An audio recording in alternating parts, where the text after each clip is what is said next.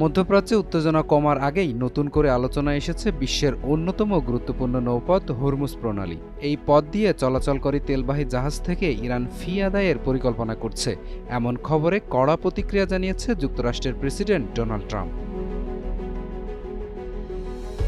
সামাজিক যোগাযোগ মাধ্যমে দেওয়া এক পোস্টে ট্রাম্প বলেন, ইরান যদি হরমুজ প্রণালী দিয়ে চলাচলকারী ট্যাঙ্ক থেকে কোনো ধরনের ফি নেন তবে তা এখনই বন্ধ করতে হবে। তার এই বক্তব্য সামনে আসে যুক্তরাষ্ট্র ইরানের মধ্য দিয়ে সদ্য ঘোষিত নাজুক যুদ্ধবিরতির মাত্র 2 দিনের মাথায়। বিশ্বের প্রায় 20% তেল সরবরাহ এই জলপথ দিয়ে হয় হরমুজ প্রণালীর নিরাপত্তা আন্তর্জাতিক অর্থনীতির জন্য অত্যন্ত গুরুত্বপূর্ণ। বিভিন্ন আন্তর্জাতিক প্রতিবেদনে দাবি করা হয়েছে, জাহাজ চলাচলের অনুমতি দিতে শিপিং কোম্পানিগুলোর কাছে ক্রিপ্টোকারেন্সিতে ফি নেওয়ার চিন্তা করছে তেহরান।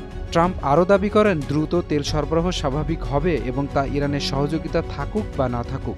একই সঙ্গে তিনি পুনরায় জোর দিয়ে বলেন, তার কারণে ইরান কখনোই পারমাণবিক অস্ত্র অর্জন করতে পারবে না। বিশ্লেষকদের মতে হরমুজ প্রণালীতে যে কোনো ধরনের ফি বা নিয়ন্ত্রণ বৈশ্বিক জ্বালানি বাজারে তাৎক্ষণিক অস্থিরতা তৈরি করতে পারে এবং তা তেলের দাম বাড়িয়ে দিতে পারে।